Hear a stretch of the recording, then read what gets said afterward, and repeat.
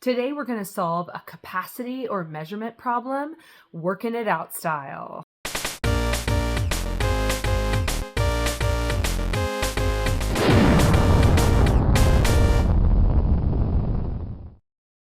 And if you've seen any of my working it out videos, then you know that I love to tackle a word problem and really show you what goes through my head when I'm reading a word problem.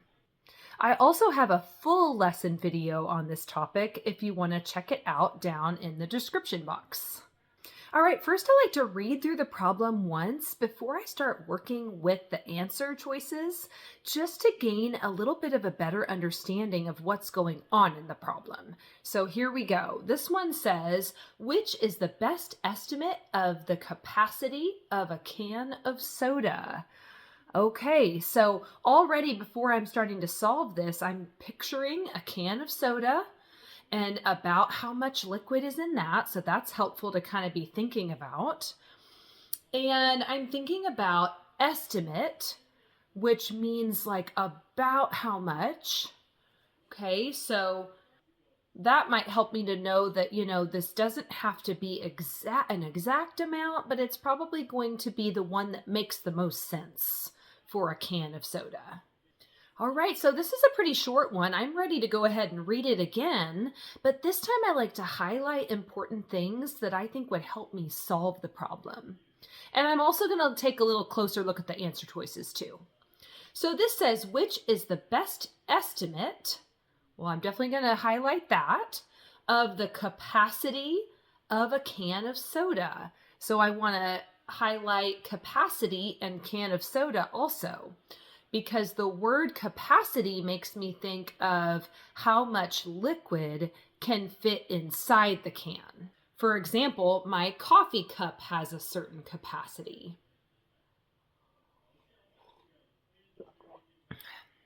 Okay, now the answer choices. We've got A is 12 pounds, B is 3 quarts, C is 24 gallons, and D is 12 fluid ounces.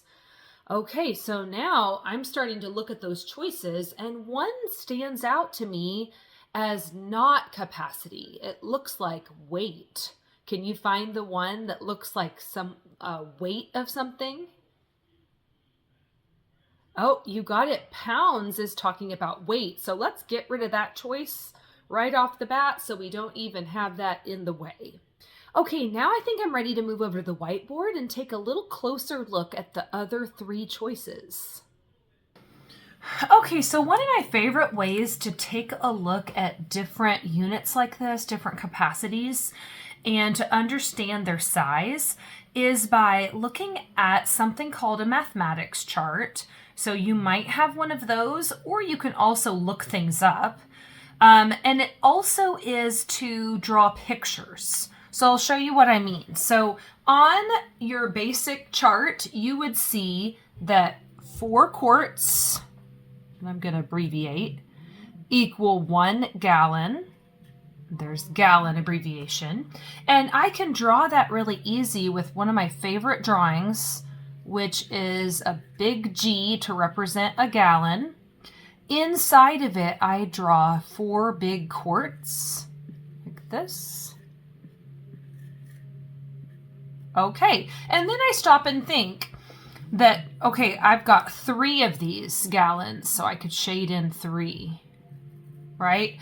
So it's 3 out of the 4 quarts of this big gallon. When you think of a gallon, think of like a milk jug. And so does that sound reasonable for a can of soda? Okay, when you draw it like that, it's really obvious that that is too much liquid. So let's get rid of that one. Okay, then let's look at the next choice, 24 gallons. What do you think? So 24 of these. Okay, so I bet you're saying, well, if 3 quarts is too much, then 24 milk jugs is way too much. All right, then let's look at the fluid ounces. So on your chart, you might also see that in each quart, there are 2 pints. In each pint, there are 2 cups. It's a little hard to draw all that. And in each cup, I'm going to draw it down here a little bigger. In each cup, there are 8 fluid ounces. I always draw an 8 inside the cup to show those fluid ounces. So, and it makes sense that this would be a bit more than 1 cup. All right, so let's go with this answer choice. Great job.